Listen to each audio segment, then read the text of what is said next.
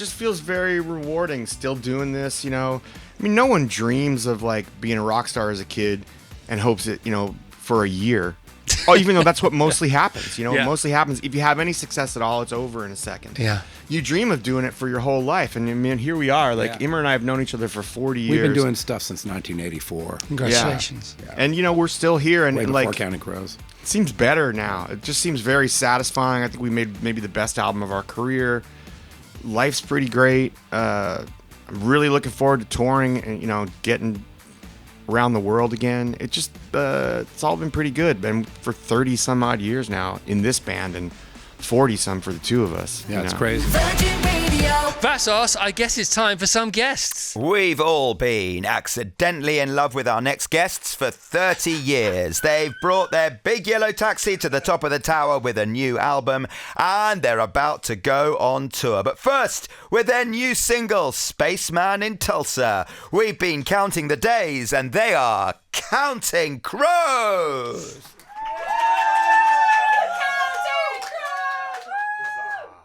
Fantastic. Are we playing? It's up to you. I don't really mind. Oh, I thought we were chatting first. Sorry. Let's chat first. I want to chat first, if that's all right. Yeah, I think because we're chatting. We do what you want to do. No, we do what we want to do. All right. Let's hold hands together, sing Kumbaya, and let's say this is a happy moment.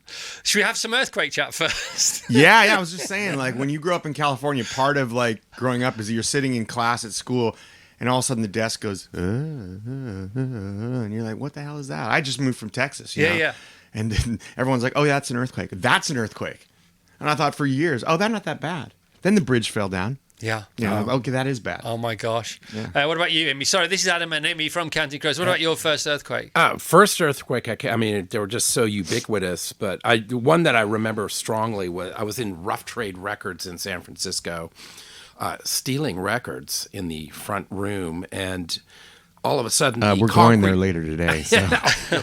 We have San a Francisco signing outlet. in there. That's right, I forgot. I don't know if they're related. But The concrete floors just sort of turned liquid and was just moving back and forth. All the records fell off the racks, and then you heard breaking glass everywhere, and then silence, and then huge eruption of applause. And I walked outside the store, and all these business buildings, windows had blown out, and everyone was just applauding the earthquake in downtown San Francisco. Yeah. And that's how Californians deal with it. Yeah. Until the bridge falls down and people get killed. We were talking about my first one, but this doesn't hold the light to yours, by the way, because of the Sunset Marquee Hotel, which is where I experienced it, which is where Adam lived for a bit when he first accidentally moved. There's lots of accidentallys. There's accidentally songs.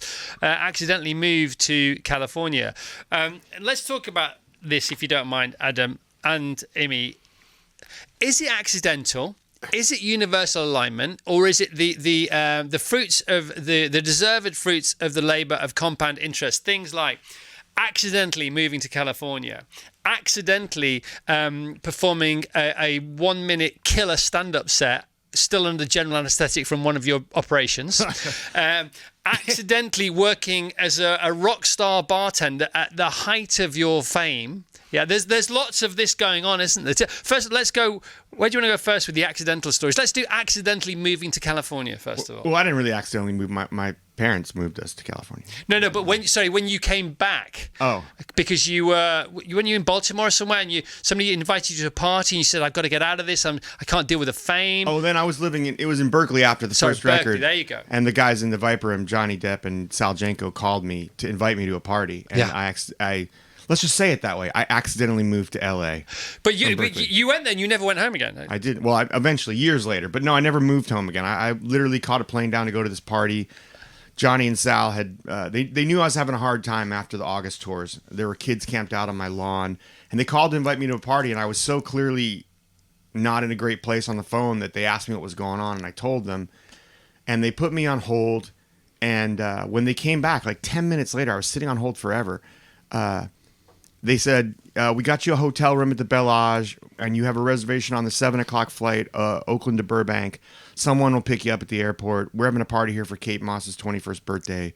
You need to get out of Berkeley. Come down to L.A. And I went down to the party and stayed at the Bellage, which is the hotel behind the Viper Room.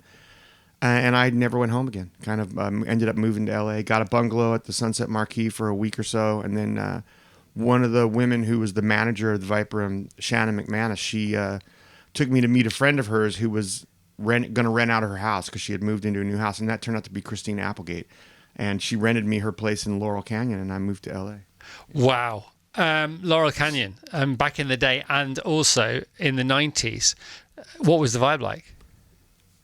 Apparently, it was all about massive name dropping from my speech just now. You know, it was really cool. It was great. It was like I lived like 3 doors from where Joni Mitchell lived, where they recorded her first album at David Crosby's house. You know, they were all up there. It was a really cool place. I mean, the Viper was amazing. It was our clubhouse kind of. So you move to Los Angeles, you get a rental in Laurel Canyon, and then you've already, the album's done like off the chain good business, but you still get a part-time job behind the bar. Well, I mean, it wasn't really a job. I wasn't getting paid, but I was there every night. It was just, the only people I knew in LA really were people at the Viper Room, and it was less crowded on that side of the bar. It was like a safe place to be. I was kind of overwhelmed, and rather than just going out and hanging out places, I was just on that side of the bar with people I knew. I had something to do. I could make drinks for people. So and people would funny. come up and talk to me, so I could meet people without having to like wander around a crowded But you bar. were working behind the bar. Oh, I was working. Yeah, definitely. I made great tips for the people there. You were working behind the bar whilst having the second fastest selling album of the 90s at the same time. Had you been on the front cover of Rolling Stone magazine at this point? Yeah, it was about a year before And you were working behind the bar? I was, yes. That's the funniest thing in the world. Did he ever serve you, Amy? He moved down to LA and we never saw him again. Oh. Haven't seen him since. He ended up moving down to LA right after that and lived with me. That's also That's true. where he went. In Laurel Canyon, or had you bought a No. place? No, by then? I bought a no. place about a year later. Years later. Oh my He moved gosh. down and moved into my place. Oh my gosh. And I've just told you the story off the air about my son who's 16 revising for his exams. I was playing the new album last night and he said, "Dad, who's this?" I said, Counting Crows. And he says, "How was this album?" I said, "It's brand new." He said, "What?" And it has always been your sort of vicarious ambition to be timeless. Why wouldn't we want to be timeless? Bring on the immortal. How does it feel? How do you do that? How's the last 3 decades and some been? Has it all gone by in a heartbeat as you sit here today? I think we just have always chased the things we were interested in as opposed to trying to like repeat some success we had. When you make the first album, the record company definitely wanted us to go back and make another record with T-Bone after August and everything after. They wanted another that, and we wanted to go work with Gil Norton because we liked the Pixies records. So we've always just we treated it like an indie band thing. We've just done whatever we wanted, and we had complete creative control at Geffen. I mean, we traded away millions of dollars to sign with Geffen because they gave us complete control from the beginning. So we just kind of did our own thing, and I think it's kept it from getting tired, kept it from getting stayed. Yeah, and some. And when that deal that you offered, every record company in the world offered you a deal. Is that about right? Yeah, I mean, they didn't compete with themselves. So like Sony, Epic and Columbia didn't both offer us because they were both Sony. So Yeah. Columbia did. But other than that, pretty much every record company offered us. Okay, and there were literally millions of dollars on the table. Do you remember this, Simi? Vaguely. All in the mists of I time. love it. I hope you don't mind talking about it. Forward. It's so, I know. Do you mind though for a second or two? Indulge me, please. He was doing a lot of coffee back then. Yeah, so. fine. I'm doing We're a on lot of tea coffee now. today. We're on Builder's tea now, Emmy and I. And so literally millions of dollars on the table, but somehow you zoomed out from that moment enough to go, hang on a second. What does signing the millions of dollars contract, what does that mean? What are the long-term consequences of that? And how about just a little bit of cash first, and then we'll see how it goes. So you bet on yourself, basically. Yeah, I mean, Geffen gave us complete creative control, and they also gave us a higher royalty rate. Right. And the thing about the millions of dollars is you have to pay it all back. And if you have a low royalty, you're paying it back with a low royalty. Yeah. So we just took a little bit of money. Like we were talking about my car, I think we got $15,000 advance for the 5 of us. And so I got $3,000 on the first record deal, and I bought that Carmen Ghia for 2. So I had $1,000 left over. I took the Carmen Ghia and drove down to LA to make the record. But I mean, we didn't have any money to pay back because of that, and we had a much higher royalty. So when it did well, we did well. And you've still got the car. I do still have the car. I It's the only love thing the I have fact left. you've got the car, and I love Carmen Gears. What's not to like about Carmen Did the Gears? emergency brake get fixed on It that did. car? It did. Yeah, it still doesn't work, even though it's fixed, because they never did. Looks Mind you, good, they though. don't It have does enough look power to good. worry about anyway. What a car, though. I can't believe you still got it. I'm so pleased that you've still got it. I know you hardly drive it because you live in New York now. If you need, it's very important that cars get a run out and again. If you need somebody to run that car around this summer, I'm your guy. Because I know you'll never sell it. No, well, tell me if you're going to be out in California because it's in storage near our winery out there. You could go to the winery, have some wine, get the car, take a drive. Yeah, just exactly what you should do. Have some wine, take a drive. I don't drink anymore, but I left nothing on the pitch when I It's okay. did. You shouldn't really drive anyways after. B, I am in California from the 20th of July for a month. I'm on tour. Take the car. Are you serious? I don't know. I think it's in storage. You'll have to probably get it charged. It's a health check. It's very important. Someone needs to do it. I am That's happy sure. to look after you. Oh, because I know you will never sell that car, will you? No. It's from my first. I mean, it's what I've got left from my first. Well, that and a career from my first record deal. Well, and $1,000 change. Yeah, I don't know not- where the $1,000 I went. think though. you That's made not the around. right choice. Amy, what did you spend your $3,000 on? Again. Oh, come on! You must be able to remember a new guitar or something. This guitar right here. Still have it. What was floating your boat at the time? Guitars. Yeah. Guitars and records, just like today. Wow, man. Yeah. Love it. Absolutely love it. Warehouse full of guitars now. Other accidents, other happy accidents. You accidentally created a cooking channel. Oh yeah, that was not on purpose. It was the pandemic, and I had been doing a podcast, and we couldn't do it during the pandemic. So I was really working on my cooking and cooking for my better half, and she's like, you should film this stuff and just put it up on. You're not doing much on Instagram because you're not doing the podcast. You should film these. And I was like, man, I gotta figure out how to edit stuff. And so she taught me how to edit things and started putting cooking stuff up. Right. Has he ever cooked for the band? Yes. And luckily, I live 7 blocks from him. So during the lockdown pandemic, I actually would come over to his house and sample his new cooking skills, which were ever since when I first met Adam, he was an amazing chef. This is in the 80s. But during the pandemic, his game went way up. He's an excellent Chinese food chef now. Really? So, yes, I've eaten by his hand many, many times. That is so cool. I mean, Butter Miracle, the complete sweets, does it speak to that at all? I'm just trying to think if I mentioned any food during it. It sounds like it should with the title. Well, Butter Miracle, like Bermiere or something like that. Yeah, I don't know that it does, but when we were mixing the record in the middle of the pandemic, one of the ways we did it because it was not safe was that because we finished the suite the day before they shut down in New York, Right. and then we had to wait a couple months to mix it, and we did it by our producer and engineer drove in from Chicago so they wouldn't have to fly. Everybody stayed at my house so we wouldn't have to go to hotels. I cooked for everybody so we didn't have to get any food. And we found a studio like 2 blocks from my house we'd all walk to mix. But I cooked for everyone throughout that whole period, so it was very food influenced. Just the spelling of the complete sweets this time around. It's SWEETS, but it was SUITE, wasn't it? Well, it's because Sweet 1 was a sweet, and instead of Sweet 2, I just made Sweet Tooth. So when I made the complete, I called it the complete You're sort of half sweets. telling me the meaning of the album title, and I know that you have only told some close friends what it really means. Butter Miracle. Oh yeah, Yeah, you're still not gonna say that behind a microphone. off the air. I'll tell you off the air. Off the air. All right. Well, you actually that's pretty cool. I'll take that. There's so much to talk about the cooking. Let's stick with the cooking for a second. The cooking channel, whatever it was. What was it called? Your YouTube thing? Oh, it was just on Counting Crows YouTube, and it was on our Instagram. Right. But then, as always, Oh no, we called it something. What's cooking? What's cooking? With Adam. Yeah, that's right. I think that was his idea. He's like, what's cooking? you should have done the with voiceover Adam? for it, or what the cook. And obviously, as things happen, then TV people came and said, let's do this for real. So, well, I'm doing it for real. No, but let's do it on TV. I'm doing it on TV. What was that? Were those conversations like? How much was your ego tempted by the promise of a big, glitzy, glamorous TV show? Well, I mean, they wanted to do something like that with it, but all I could think of was, I'm really enjoying this right now, and there's no pressure. They're going to ruin this for me. And, and I also knew that I'm not going to always have time to do this on a regular schedule, because once we get out of that, we'll be back on tour. I'm not going to have time to do all this cooking stuff. And I knew that we'd get it all geared up and going, and then I'd have to stop anyways because we'd be on tour. Yeah. But the real thought was that I'm having a lot of fun doing this with no pressure. They're going to ruin it, making it a TV show. Yeah. And it was your hobby, wasn't it? You basically your hobby was being caught on camera, as opposed to you having to do something because you were being paid for it to be on camera. It's different. Yeah, I mean, like with music, it's not a hobby, so I don't mind it being work. It's not supposed to be fun. It's supposed to be much bigger deal than fun.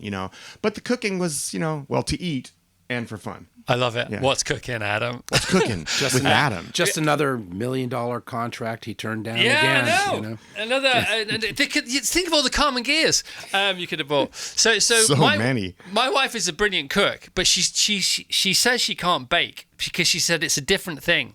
And you have said similar in the past. How's the sourdough thing going? Didn't do that at all. I saw that everyone did that during the pandemic. I concentrated on Italian food and Thai food and Chinese food. I made a ramen. That took 48 hours to make a real ramen. You had to go at the San Francisco sourdough, haven't you? What'd you say? Have you had to go at the San Francisco sourdough? Never tried the sourdough starter thing. Oh, right. Okay. Does it scare you, baking? Baking is weird. It's like science. Weird. It's much different. Very weird. Yeah, baking is different from cooking. Baking is this weird science. It is an exact thing. Whereas cooking, you can improvise. But from what I know about baking, it's not really that way. Yeah. Let's have some music and then some more chat, if that's Sweet. all right. It's up to you what you want to play. You got Mr. Jones, good to go. Spaceman in Tulsa, good to go. Entirely over to you guys. What do you want to play first? What do you want to play first? I think I asked. I don't know. It's early in the morning. Man. I don't know. have thoughts. We can toss a coin. Do you want to toss it? I got a coin. Okay, Sure. Okay. What do you want us to play first? What you want us to play first? I want us to toss a coin because I know that's how you roll. You roll with the universe. So let's just do that, shall we? Do it. So tails is going to be tails for Tulsa, heads for Jones. Like it. Okay, here we go. And it is Lost. Under the table. tails for Tulsa. All right. All right. Here we go. Okay, here we go. Spaceman in Well, it was Tulsa. gonna be anyway.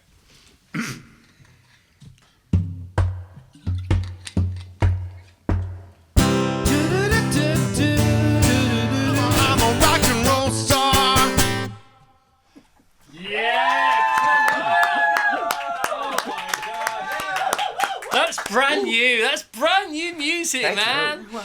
Oh, wow. And it sounds as fresh as the days. That is absolutely fantastic. Spaceman in Tulsa from Counting Crows' brand new album, Butter Miracle, The Complete Suites. Just absolutely awesome. UK and Ireland tour starts Tuesday, October 21st in Dublin until Saturday, 1st November in London. Tickets available via countingcrows.com/tour. You're wearing a Pixies t-shirt there, Adam. Pixies are in town. Whoa. Really? Playing Brixton tomorrow night. Whoa. Oh, Brixton Academy. crap. Nice. we won't be here tomorrow night. We come back. You might have to be. We got to go to Dublin after work today. Oh my god! For the night, and then we're back tomorrow night, but not till late. We were talking about Pixies last week. We played Pixies, everybody went crazy, and then we were talking about how they inspired and who they inspired. Just talk about you and Pixies and the sort of the love children that Pixies gave birth to. Oh, I mean, without a doubt, Nirvana. I mean, Kurt said it over and over. Oh, but yeah. you can also hear it. It's so clear that down verse stuff and the big chorus is just like Pixies' blueprint. And for us, I mean, when we really became a band touring on the road on the first record, all I wanted to do was work with Gil Norton after that because, I loved those Pixies records. And that was where a lot of our music was going, like Angels of the Silences and Have You Seen Me Lately and Catapult. Those are all... They were so Pixies influenced in my head that I knew he was the guy to work with. Yeah. Amazing. We talked about the record deal, the first record deal, because this amazing demo tape that you had to weaponize the music industry with. How come all these zingers were on this original demo tape? How long did it take to put together? Did you know what you had before all these contracts were offered your way? No, not really. I mean... There had been like 3 versions of Counting Crows over a period of 5 years. It was not really my main band during a lot of that period. But we had been doing recording. Dave Bryson is a really good engineer, our the guitar player, and he had a 16-track studio that a lot of us recorded in. I recorded him with both my other bands too. And over the course of like the 3 versions of Counting Crows, we did like some recording sessions with him, like 4 or 5 songs the first time, one of which was Anna Begins, like 3 or 4 the second time, which included, among other songs, Omaha and Mr. Jones. And the third session, when we finally kind of put together this band, that session had like Round Here, Rain King, Murder of One on it. So, and plus there were about 15 songs, which is way more than you should ever send on a demo. You should send like 1 song on a demo, maybe 2. And we just had this 15-song tape, and we were such rubes that we sent this tape to this lawyer. I think he looked at it and thought we were idiots, but he listened to it and thought we were a gold mine. Yeah. Because half the first record was on that demo, along with 10 other songs. That were pretty good songs, just not good enough for a record. And the key to demos, the formula for demos was, if you got a couple of great songs, just send those in case you don't have anything else. That was sort of the strategy at the time, wasn't it? You send 1 or 2 songs to hide the fact that you have 1 or 2 songs, And we sent 15 songs, most of which were pretty good. And Dave is such a good engineer. Good songs too. There were. It's just, the band was a completely different sounding animal before August and everything after. We sounded kind of like late model Roxy music. Yeah, Avalon or Peter Gabriel a little bit, Talk. You must be Peter Gabriel fans though, aren't you? Yeah. But it didn't. But we were kind of aping the stuff, and it was real clear to me when we made the first album that we needed to go find our own thing. Yeah. So where did that come from? We just kind of stripped the band back, not to do any retro thing, but just to learn to play together. Because when we got signed, we'd only been a band for about, this version of the band had been together for maybe 5 or 6 months. So we were really new. We didn't really know how to play together. What's the most number of bands you were in at once back in the day? I guess 3 at the time. 3 was the most, but you've been in countless bands. Well, probably been about 3 or 4 more than that. But what about you, Amy? Oh, many. Yeah. More than me, yeah. Still that way. We're going to interview Bono after the show today for to be played out next week because he's got this new film out of his autobiography. And it's just amazing. It's amazing. And he talks about the week at school that he met, same week, he met the 3 other members of U2 and his now wife in the same week, and what if he'd been ill that week? Would it ever have happened, or was it always going to happen? That moment of getting together, and it's is it always inevitable? What do you think about that? Tom, our tour manager, was their like first roadie. The beginning of U2, it was Tom and Joel Hurley, who is still their sound man. The 2 of them from Cork, they were U2's crew. Tom is working with U2 all the way up through Unforgettable Fire. I bought Bono's new book, and I bought an extra copy for Tom, and I inscribed it with a fake signature from Bono. It said, "We'd be nowhere without ye, Tom. Bono." Yeah. Gave it to Tom. He says in the film that he couldn't sing and Adam couldn't play the bass. Larry could drum a bit and Edge could definitely play the guitar, but he literally learned on the job. Wow. And you hear that vocal now, and I think about his voice, because yesterday was the day, it was his film, your new album, is all this that's going on. I was so overwhelmed by the wonder of music. And I was thinking about, the signature voices, and yours is right up there with them, your Springsteens or your Bonos, it's just like comes out at you. Your relationship with your voice over the years, your best friend and your most fragile friend, often, because you just give it all the beans. You don't know how not to give it all the beans. Yeah, it's a weird thing. Like my voice can do a lot of stuff, but it's not very durable. It's always been like I know some people who sing and sing and sing, and their voice gets a little hoarse. It's not a big deal. Mine just falls off the table. But it's still here. I've definitely lost some notes off the top. But I think I'm a better singer now than I used to be. Like I'm so happy with the new album. I think it's like the best set of vocals I've ever done. I remember the first time I saw you play live, which was in 1994 on Ray Coates' show on MTV in Camden, and it was like I had never heard of it. It's like who are these guys? Where is this coming from? When you came over to London to play that, had the SNL thing already happened, or was that yet to happen? SNL was in January of '94, and we came to London in April. So that had already happened. Yeah, yeah. So just to tell us how you got the SNL, for anybody who doesn't know, Saturday Night Live, it's still on. It's just had its 50th anniversary, I think. Big show in America, huge for comedians, huge for musicians. How did you get on it? What was it like on the night? How did you all feel? What happened afterwards? Well, I mean, we had been on tour for a while, and we'd been getting a lot of phone calls from Letterman's people about doing the show. But back then, they wanted you to play with Paul in the band as opposed to using your own band. So we were still like negotiating with them, trying to get us to be able to play our band. And we played Irving Plaza opening for Cracker, and we had a great show. And actually, David Lowery pushed us back on stage to do an encore, which just doesn't happen as an opening band. And then it turned out Marcy Klein, who was the booker for Saturday Night Live, was there. And I mean, the record wasn't even in the top 200. We were, I don't know where we were, but we were like 240 then. By the time we played the show in January, the record was at like 213. So we weren't even in the charts at all.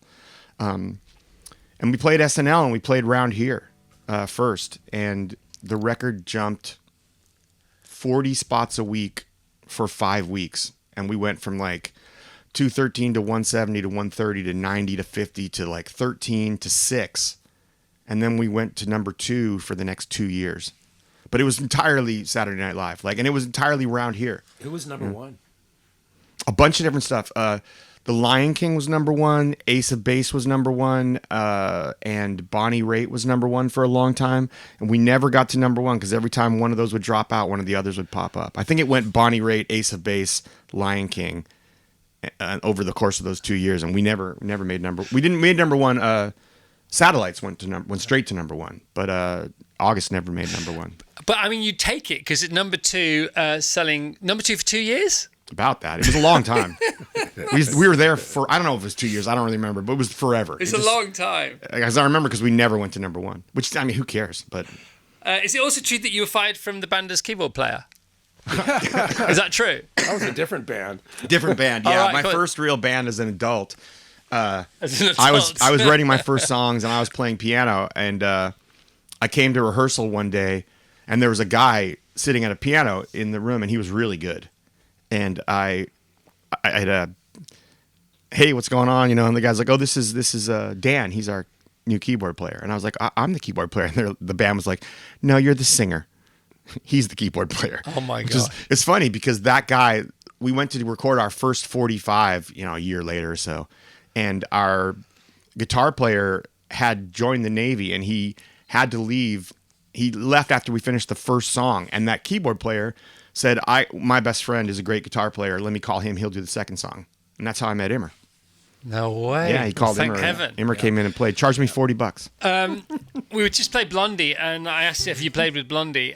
You saw Blondie not too long ago in the recent Like past? 3 years ago. Or maybe it was before the pandemic. I don't know. They were opening for Elvis in New York, and they Elvis were Costello. incredible. Yeah. Wow. And you've played with... I played with Clem Burke Right. about a year and a half ago. So I was saddened to see him passing away last month. And I know that you talked about Dave Gilmour before. You said it's a life-changing moment. Oh yeah! Last oh my time God! we saw One of each the reasons other. I play guitar right there. Yeah. Last time I was on your show. He was one of the guests as well. Yeah. Freaked me right out. Did it Yeah, actually? he was a really nice guy. That was amazing. Yeah. That was an incredible experience. It was Hugh Bonneville and David Gilmour. I know. I mean, what a morning. Yeah. Okay, I mean, what about other happily to be freaked out moments that your careers have given you over the last 30 odd years? I had a really good one when we played last gig in London because Robin Hitchcock came down and hung out with us at the gig, and I was, we're both huge Robin Hitchcock fans, and I've met Robin plenty of times, at his gigs and stuff, and hanging out with at Monks of Doom shows when Immer was playing Monks, but he hadn't come to one of our shows, and it was like the greatest thing. I lasted about 20 minutes talking to him in the room, and then I freaked out and had to run out. I was like, I can't keep cool anymore. I lasted for about 20 minutes. He stayed for our entire show in the front row of the balcony at the Hammersmith Odeon, which is what I still call that place. But that was cool to see him up there. And did you keep checking to see if you're still Oh, yeah. He's He's still here. All right. He must really think we're okay. It was so great because I could see the balcony. You know, That was a when good you're one. on stage, you can't always see the audience very Yeah, clearly. yeah. But He's I a could lovely see guy. the front row of the balcony, and Robin was there, and Dave Leopepe, the singer for Gang of Youths, one of my best friends. He visited us last night. But the two of them in the front row, like completely enraptured, like they were having the best time, and I was just like, I don't know, you know, like I don't always check out the audience very much, but the fact that Robin, Hitchcock, and Dave were up there and they were both completely into the concert, I completely got off on that. It was really great. So cool. And how is it now? How is it now being sort of center and front facing, you know, with Fame? Because you've had this arm wrestle with Fame over the last 30 odd years. And you clearly, the band, you love what you do. You're both with your friends. The friends have changed sometimes over the years, but they've always been friends, if not your best friends. And now, because of where you are, where we are, where our generation is, it's different, isn't it? I actually like it a lot more now. What do you think? I mean, I don't know. My life's pretty great right now. Yeah. I've been, you know, with the best girl in the world for 8 years, and I just have this sense of sort of satisfaction and being okay. Yeah. Talking of like promo, right? I forgot, and I'm so glad you talked about it a bit there to remind me. I forgot you were on social media in 1995. Oh yeah, you know, I had just moved to LA, and I don't know, I was wandering around AOL, which was basically all the internet was back then, and I realized that AOL had all these message boards for bands, you know, and there were just people on there.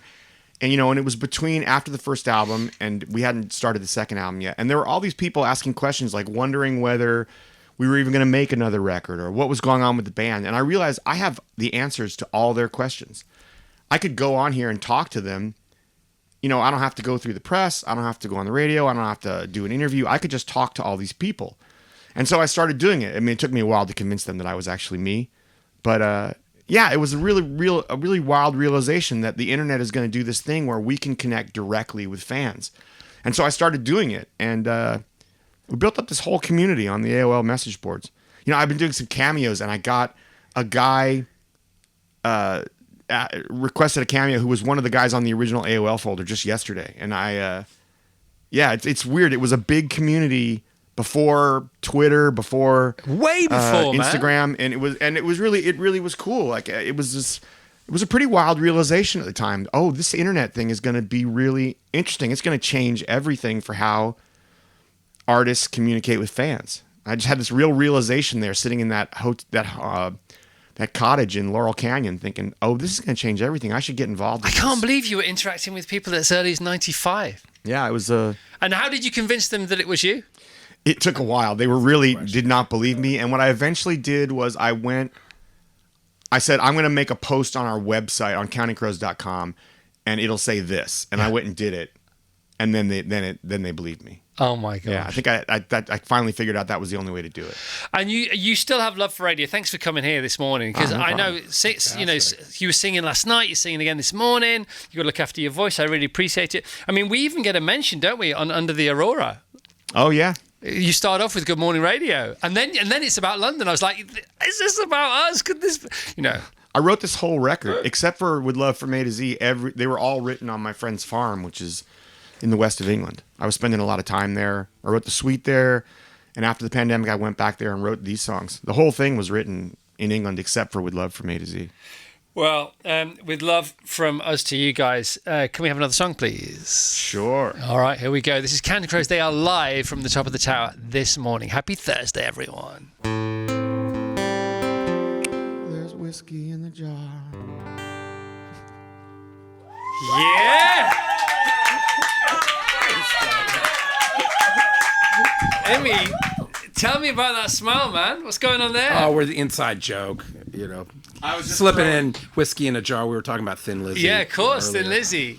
So we're always Yeah. little magic things happening. Teary-eyed. Yeah. I was Teary souled. No. I was struggling to get to sleep last night, and I watched this video of Thin Lizzy playing Whiskey in the Jar. I don't know, I just stuck in my head.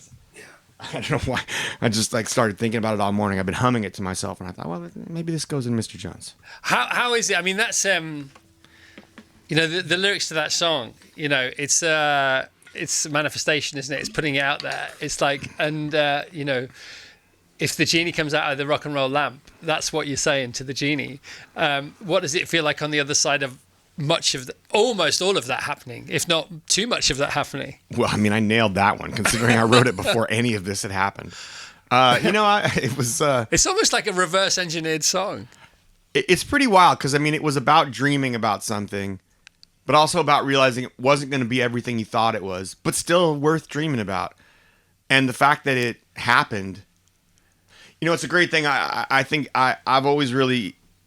I've never been trying to sing the version from the record. I want to be present in all my songs, like right now. And the great thing about some of them, especially songs like that, is that they had a lot of meaning when I wrote them. They had a lot of meaning when we recorded them. Got even more meaning now. Like that song's got way more meaning to me than it did back then. Yeah. And it's very like, I don't know what the word, present tense. It remains very present tense to me. It's got that thing that I said earlier on the show. I was listening to your new album again. I was listening to Butter Miracle, The Complete Suites on the way in again. 4th or 5th time of listening to it over the last 36 hours. And I had to skip past track 1 on the way in. Because I was like, literally, tears began to stream down my cheeks. And I didn't know why. And it nearly happened again just then. And it's because it's the tone. I think the joyous pathos. Your songs are joyous and full of pathos, and they say that's what empathy is. Empathy breaks your heart because it's pure joy, but a simultaneous awareness that everything is impermanent, and that's what kills you. There you go. Yeah, I think even when my songs had a lot of sadness in them, they had a lot of hope in them too, and a lot of possibility. Like they were never hopeless. Yeah. That first song is my favorite song on the record. That's the one that, With Love from A to Z, is the one that kills me. I can't listen. I'm not going to listen to that driving home today, but I promise I'll listen to it again under a tree at some point this afternoon. Under one of my a wonderful place to be in to listen to the song, to the record. And like you said before, Amy, always forward, always forward. I know we've talked about a lot of things from the past here, but that is the key to success, isn't it? It's just not success, because success isn't a product, it's a process. It's not a product. It's not an outcome. It's on the daily. We're very similar ages now.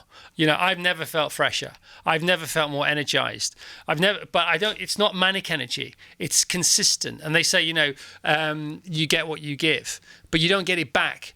You give it and then you get more of it to give from somewhere else, but not necessarily where you gave it to. There you go. Do you feel like that? Yeah.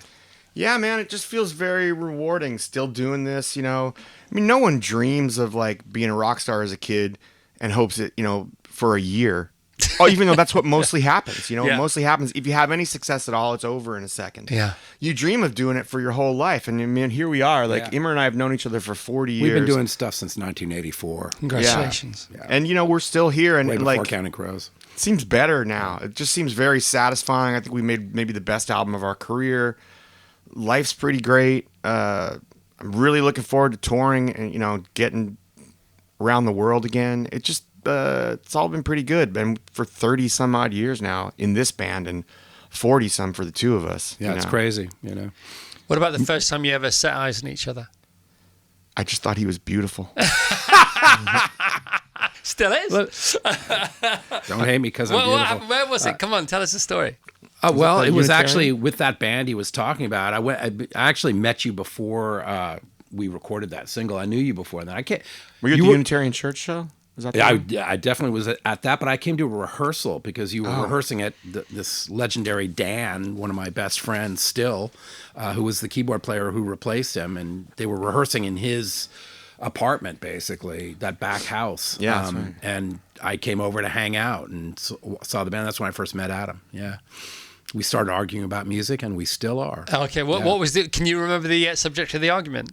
It was about Bruce Springsteen. He's a big Bruce Springsteen fan. At the time, I was into Captain Beefheart and Henry Cow. Right. Still am as so well. So it's toe to toe. And and Miles Davis or something. And so I was I'm not into Bruce Springsteen. He's like, what do you mean you're not into Bruce Springsteen? What's wrong with you? And then a couple of days later, he found out where I lived and knocked on the door. Knocks at 10 in the morning, and I open the door, and it's this guy Adam with a pile of Bruce Springsteen records. Yeah.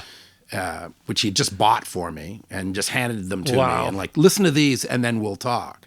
And I was just like, wow, okay. We've been handing each other records Yeah, ever yeah. since Oh, then. yeah. We've been- It's It's true. funny, It's isn't true. it? When you receive your Springsteen I baptism. found some Springsteen I liked. Yeah, because I was the same. I just didn't like the anthemic aspect Yeah. to him Yeah. and the videos and all that stuff.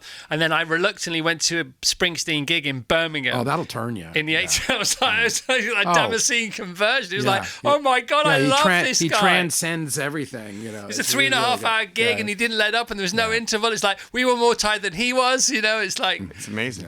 I'm thinking about all these years. Like the first time I met you was, I think, 95 or 96 on TFI Fridays. correct. Yeah, which is what I think every time I've come to see you, you've been on a different radio station or TV station. Yeah. It's been a different place each time. Yeah.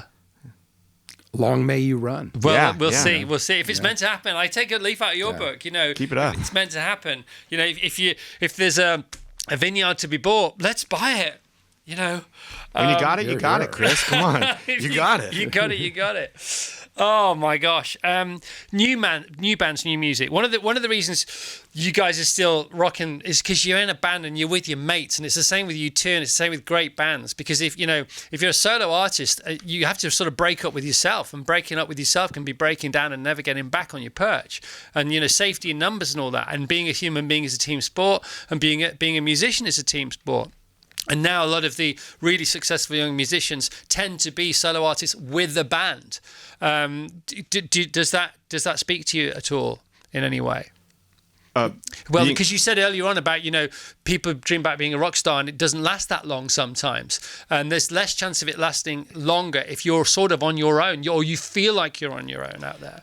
Well, you're really a lot of weight on you when you're on your own. One of the nice things about being in a band, aside from the jazz of just playing and interacting with other people on stage, is that like you have this support group in a way. Like you're not out there on your own. You're like, we've been these 6 or 7 brothers that we've been living together with, plus the 6 or 7, 8 crew guys that we've been together with forever. Yeah. For decades now. There's 15 of us that have just like lived this life together. That's it's a whole thing. We all get along amazingly, Yeah. I go play with other bands and look, we're a family. We're going to have some dysfunction of some sort, but I go hang out with any other band and I come back to we have no problems at all. Yeah. We all get along, That's at the end of the isn't it? day.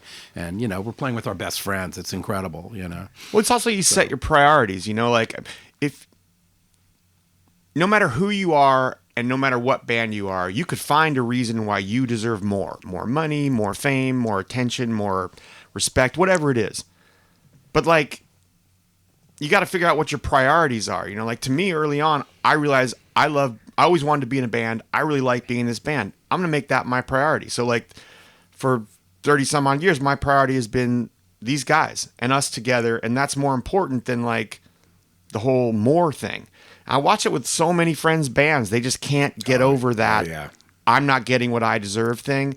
And I think a lot of times they lose sight of what is it you really want? Because more is great, but if there's not enough for everybody else, you don't have a band anymore and they just explode or implode. And we've kind of like, I think we all make us a priority because we know what we've got, like, which is this thing that works and is really great and rewarding. So you sound like you just met. It's amazing, isn't it? Well, there's this other thing, the word possibility that he used. That's, we play the songs like they have possibility too. So it keeps the songs as living things now, And I think there's something to that too that keeps us fresh always. Never dialing it in. Yeah. Never dialing it in. Yeah. Never knowingly dialing it in. yeah, because I think you can get into that thing where you feel like, that's the other thing is like, we change the set list every night, so we play what we want to play. And, if you don't really want to play a song that night, we just don't play it. And that way, I'm not sick of any of them. Like, I'm not sick of Mr. Jones. I really love it. Probably because I didn't play it on the night when I really didn't want to, and therefore I'm not, like, frustrated about it. And I think we've, like he says, you play them like they mean something right now, not like there's some blueprint that you have to repeat. just like make it live. You know, Make it live. Well, We you find things that work, within songs. You do them for a while, for a couple of years. We're doing it this way, and then suddenly we're doing it a different way. Yeah. Just sort of happens naturally. it's great. I love you guys. Thank you so much. thanks, Chris. Man, it's a Man, pleasure. thanks for having us. What a lovely. Oh, thanks for having us. Always You're a joking, aren't gas. you? The pleasure is all ours. It is an honour. It is a privilege. It is as good as rock and roll gets. Counting Crows. Come on. Counting Crows. What's a Miracle? The complete suite is out now. UK and Ireland tour starts Tuesday, October 21 in Dublin until Saturday, November 1 in London. Tickets available via countingcrows.com/tour.